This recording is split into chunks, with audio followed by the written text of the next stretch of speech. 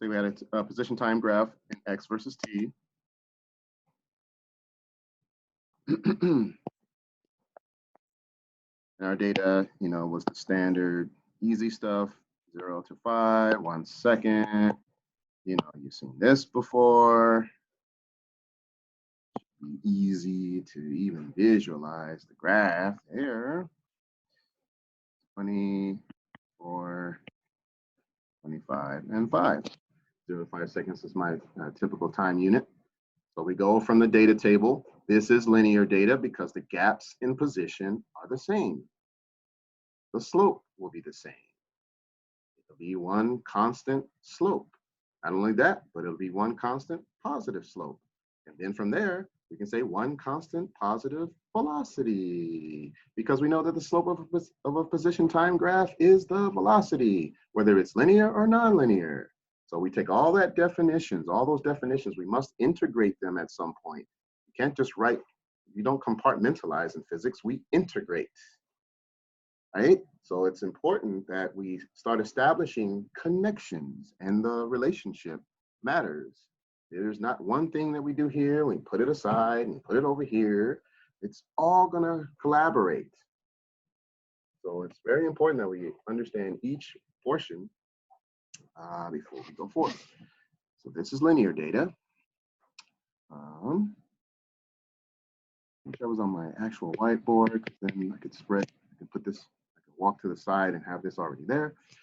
I'm scrolling down, but anyway.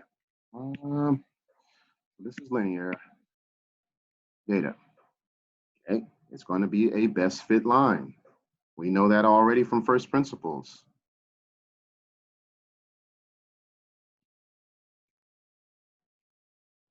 If it was nonlinear data, it would be a best fit curve.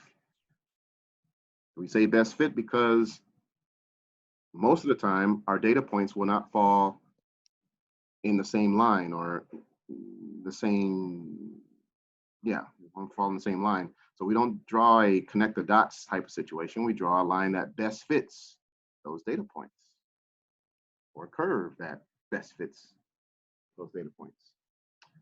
So now we invoke what we should know already. The slope of a position time graph is the velocity, and then the slope of a velocity time graph is the acceleration, which we'll see in a moment. These are all old news. Let's write them on down again. Of a position time, I'm just going to abbreviate it, xt. We know that by now. It's position time. A position time graph is the velocity. Now, we established last time that this best fit line is going to be a one constant positive slope. So let's see, let's work backwards. Let the data tell us that. Okay, let the calculations tell us that conclusion that may have seemed like it was inferred on first a priori knowledge, which should be because you've had algebra before or simultaneously. So this is an easy line that you've seen before, but may have forgotten in some sense. So let's let the data speak. This is our definition, that whatever slope we take, or slopes that we take of position time, that translates physically into velocity. Average velocity, semantics at that point, trivial, velocity. Okay, so therefore, let's take the slope between all of these points. Let's be as nuanced and detailed as we need, as possible. All right, so the first two, so we know rise over run, right? So it's going to be, so we're going to take the slope of these first two guys here. So the first slope, I'll just say S1, would be the second position minus the first over the second time minus the first time. So you look back at your data points, it's going to be 5 minus 0 divided by 1 minus 0. And what is that? It's 5, huh? So that's going to be 5 minus 0 over 1 minus 0. The slope is 5. But we have defined, we know the definition of a slope of a position time graph, which we've taken here, is the velocity. So this is saying velocity. The slope is the velocity. X2 minus x1, t2 minus t1. 5 minus 0 meters. This is arbitrary.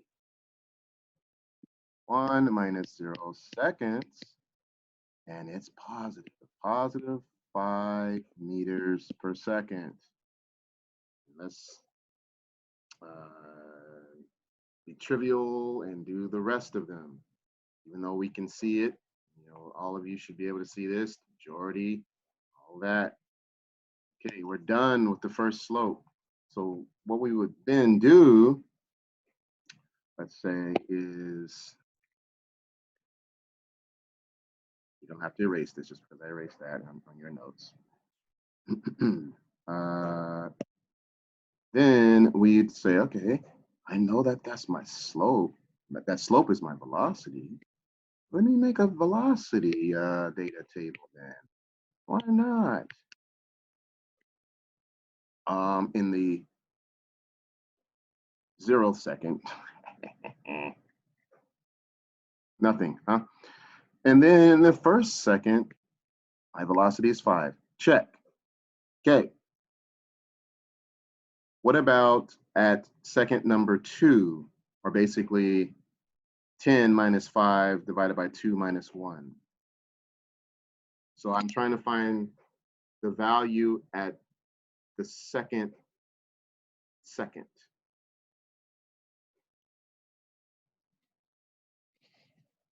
Okay, so slope 2 is going to be, let's say, my 3rd position minus my 2nd, and then likewise down here. So then I go back and I'm like 10 minus 5, 3 x3 minus x2, 3rd position minus 2nd position, 3rd time minus 2nd time. Got that here. So 10 minus 5 over 2 minus 1. That is 5. Tracking that, you see that that's at the second, because this is the upper bound. These numbers are the upper bounds. Those of you in calculus, you'll become very familiar with upper and lower bounds. Those are the boundary conditions. Those are the limits of your integrand. Those are goes by several names, whatever. B2. And so the upper bound numbers are what the velocity for that second is. Basically correct. Yes. And therefore, we have x3 minus x2 over t3 minus t2. That's going to be 10 minus 5 meters, because we're going from just arbitrary numbers that we do in Algebra 1 to a physical equivalent. We are translating it into reality. Some people do the insidious false equivalence by saying that physics is applied mathematics. That is the grossest lie. It is not applied mathematics. You apply mathematics there, but it is not applied math. Anyway, plus 5 meters per second. Notice a pattern yet? 5, 2, We do likewise with the third slope. We go x4 minus x3, fourth position minus third position, fourth time minus third time, and that becomes 15 minus 10.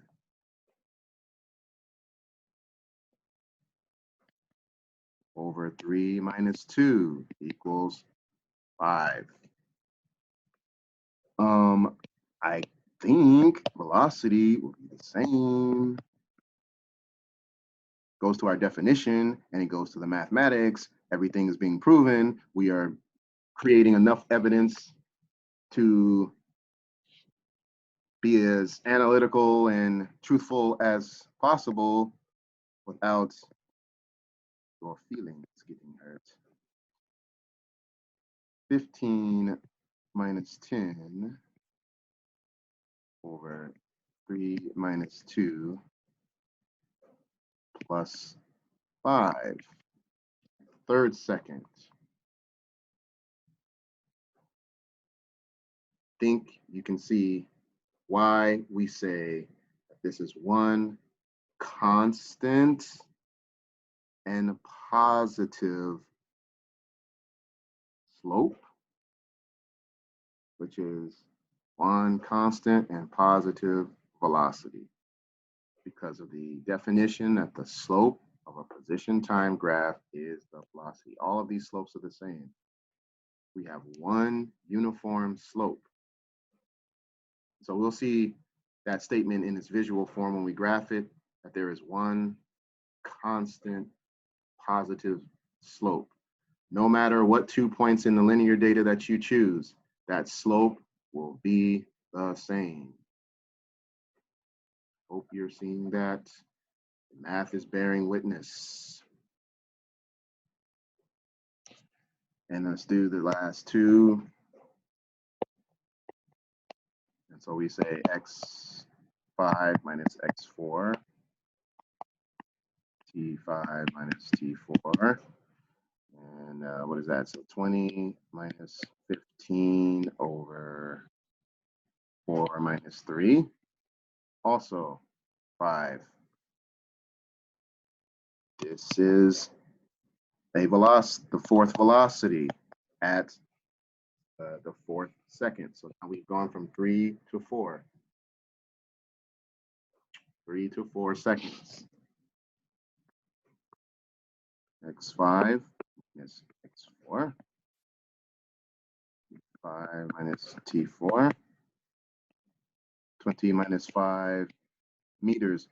Again, didn't say this before, but why are we saying meters? Because position is measured in meters or centimeters or any form of meter. That's our base unit for position, displacement. And then 4 minus 3 seconds, SI units, plus 5 meters per second. You don't have to do this, but this is also to verify to yourself that this is one constant positive slope, one constant positive velocity, plus 5. And you can say that these are all positive numbers too. They're understood to be positive. Understood U, understood 1, understood U. Go there, instead of saying you go there. S5, okay, that's going to be the sixth position, 0, 0. Sixth position minus fifth, and T6 minus T5. It's going to be 25 minus 20 over 5 minus 4. That is 5. And then this fifth velocity, same. We are applying several things here. The translation of the definition of slope to velocity, rise over run, the slope form equation of a line, blah, blah, blah, blah, blah. The slope equation in your algebra classes, translating them into actual physics, Okay, so 25 minus 20 meters, 5 minutes 4 seconds, plus 5. And well, I forgot to put the plus 5 up there for the 4th second. But you got what I'm saying. We did the 4th second and I forgot to put it up there. Any questions? We stated something. We can see that from inference that there's one constant positive slope all throughout. The slope is the same. Same slope, same slope, same slope. That means same velocity, same velocity, same velocity. It's positive. It's constant. The math bears witness. Now let's go and graph the x versus t.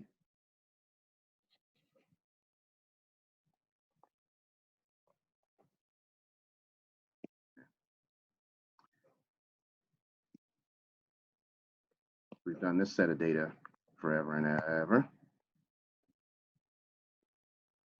Okay, here's 5.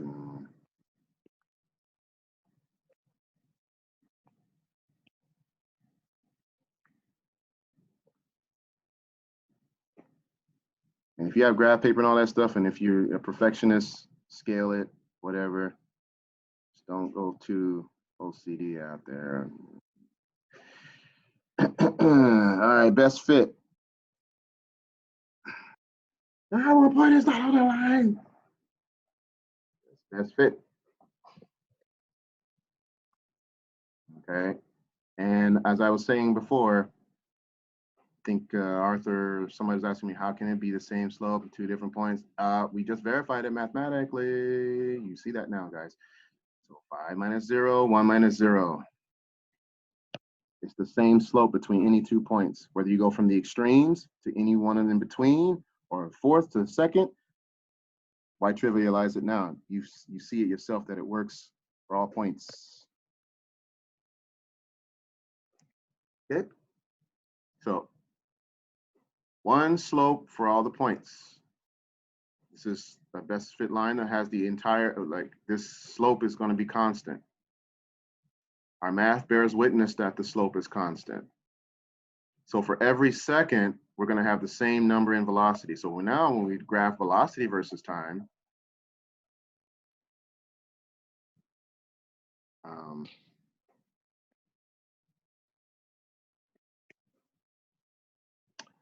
velocity in meters per second. And then we say 1, 2, 3, 4, 5. And then it's not going to be gradations. It's not going to be an increase in velocity. 1 for every moment in time. Constant. And it's positive. Positive. It's in the eastern direction. Do all that stuff for it. So that is why that is. That's why we draw a horizontal line, because that slope never changes for every second based on this data here, based on the slope of all these points. And that's why we go from the extremes, because this in here is trivial, but let's prove it. And we did, and go for the rest of them, the extremes. And if you recall from your math classes that this line doesn't have a slope at all because there's no rise, just a run. So we can do the calculations. So we're here. Now we're at velocity, we want to go to acceleration. So one thing to note, when we start at position and then go to velocity, when we go so-called downward, we are taking slopes. From X to V to A, it's all about slopes. When we go downward, XVA. When we go upward, AVX, we have to do something else called areas under curve, areas under the line. We'll get to that. So slope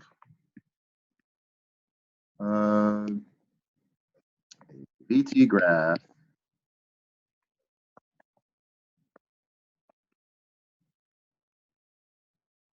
acceleration. So let's do the same thing. Let's take our VT data. That's why, you know,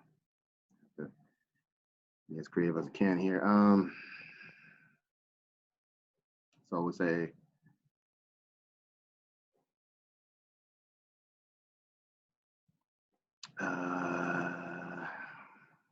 we'll leave out the 0th point because there's nothing here. Let's go with the first 2 points in velocity. So our slope, let's here. So let's first slope for acceleration would be the third velocity minus the second. Then we have the third time, and it's the second time. To do the, you know, V2 minus V1, just go backwards, is trivial. And we're not going to yield any slope anyway. We can see that there's no slope there, but I want to take the numbers that start from 5 and show you that there is no slope. So this is 5 minus 5 over 2 minus 1, 0. 0 over 1 is 0. And then this slope in velocity is the acceleration because of definition here. V3 minus V2, T3 minus T2, 5 minus 5 meters per second, 2 minus 1 seconds. Meters per second is meters per second squared. That's 0 meters per second squared. And you can see, and if you go from 3 minus 2 and so on and so forth, you're going to get the same thing. It's be all 0. So there's no slope there. The math tells us there's no slope. So if there's no slope mathematically, physically, there is no acceleration. So the AT graph, squeeze it right here. A big fat 0, or you can just, you know, do a line on the 0 here. Nothing. You're in cruise control. Going at constant velocity. Every second, same number, 5, 5, 5, 5. You're gradually changing your position. You're changing your position equally every second, cruising along. Newton's first law, constant velocity. So there's that. I will now give you an acceleration one, and then I want you guys to go to breakouts and do like,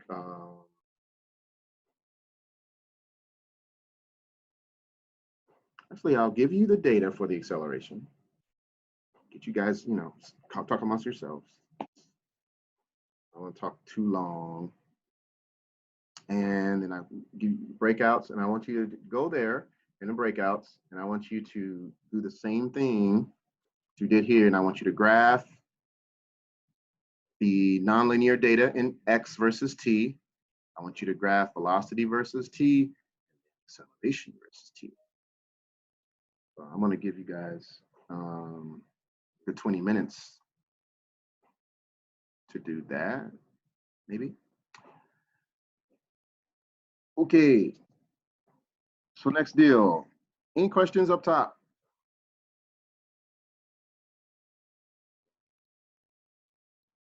That constant velocity part should be easy. Should be. Let's see how. Let's start this one off. All right.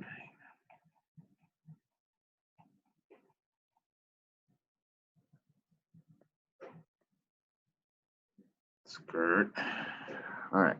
So again, x versus t. 0, 0. Okay, looks like the former. Well,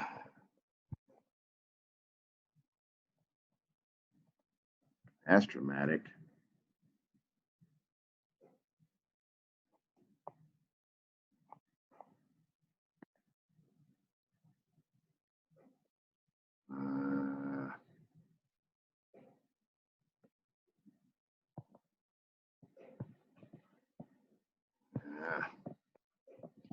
Okay.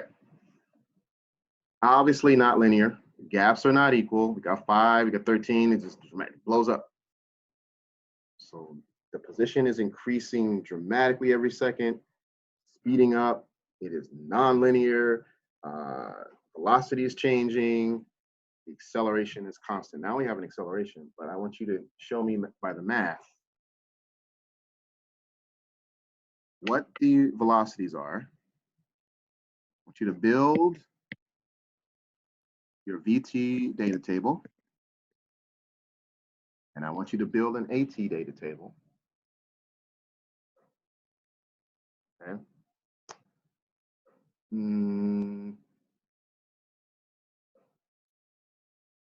Feeling maybe 30 minutes. I think I'll give you 30 minutes.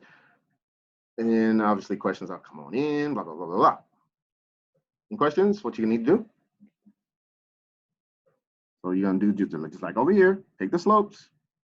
5 minus 0, 1 minus 0, 18 minus 5, 2 minus 1, et cetera, et cetera. You got the model.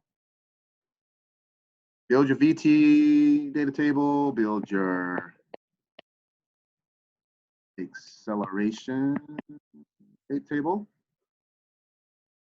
And then graph the data. You know what the graphs look like, but I want the math to dictate what you know about this graph. It's like, you know, claim evidence reasoning. You want to have the evidence that allows us to reason, oh, it's accelerating, it's not linear. There are many slopes. I can see clearly that there's more than one slope because it's not the same number in velocity, and within acceleration, there seems to be only one slope because my data shows me stuff like that.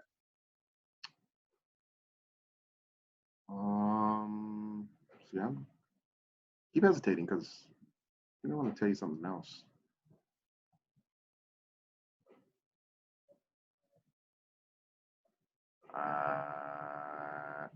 Okay, so that's it. So yeah, give me the data tables.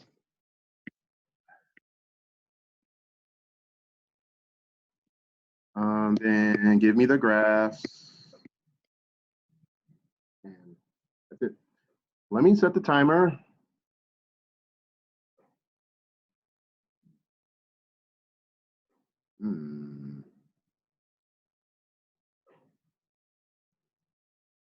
Okay, I think I'll do 3 to 4 people per room.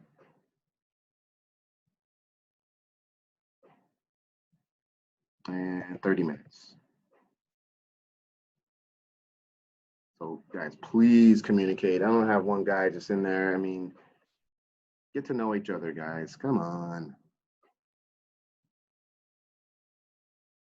You know, because this is for you. This is you want to invest yourself in there. Like, okay, you want to understand it because exams coming up, whatever.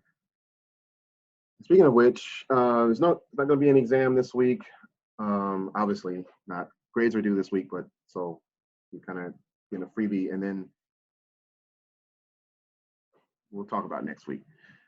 Okay, there we go.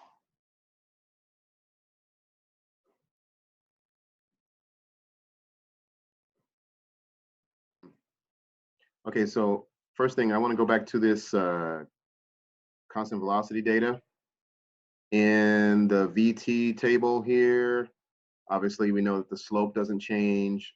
So instead of 0 velocity is 0 seconds, obviously it should be 5 for every moment in time, even starting at 0, because the slope doesn't change anywhere. So it's going to be 5 all the way through.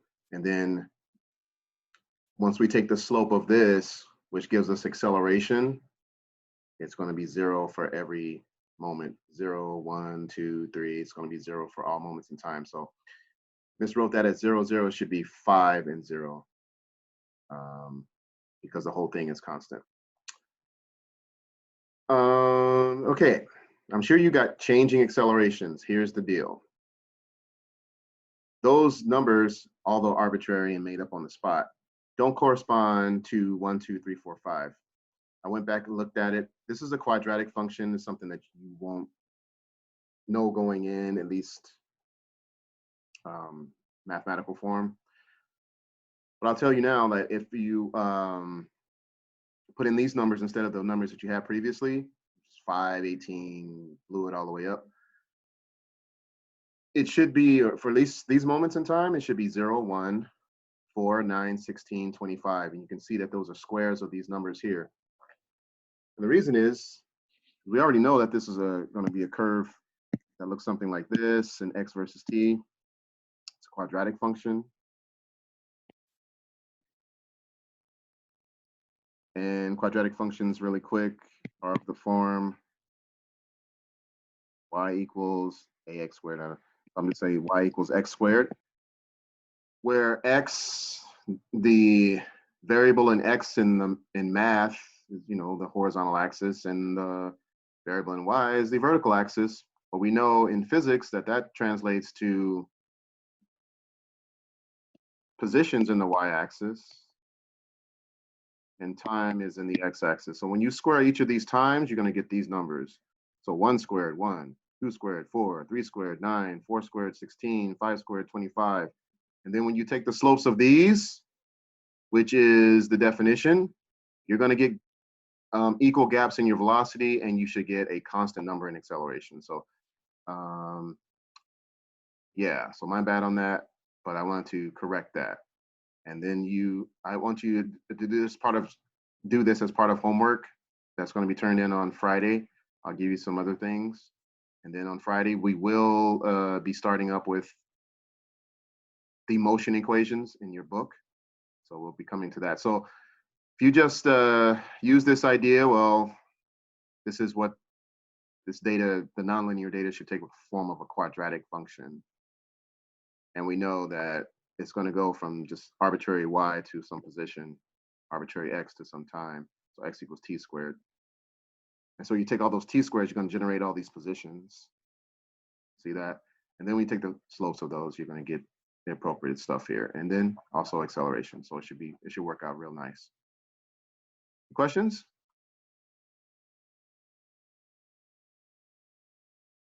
So that other data could work, but for different time gaps, like dramatically different. Maybe in the first second it went 5, but then in the 15th second it went, or the third second it went 18, and then 15th second, whatever number I had here. That's what you do to correct that. So formally speaking, we're talking about it so we don't lose focus. Homework,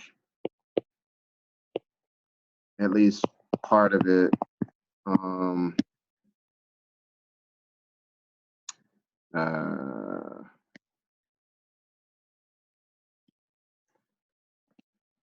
Complete the VT and AT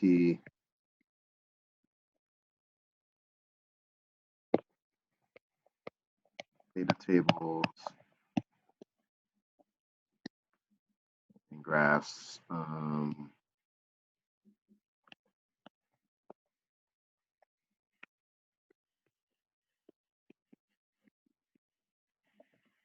So there's gonna be more stuff to it because day off, you have 3 days. But this is part of it. So again, take this correct data here, take the slopes. I want to see all the math because the slopes of this gives you me velocity. Fill in the data tables, take the slopes here, and then fill in the accelerations for each time. Do the graphs. All right.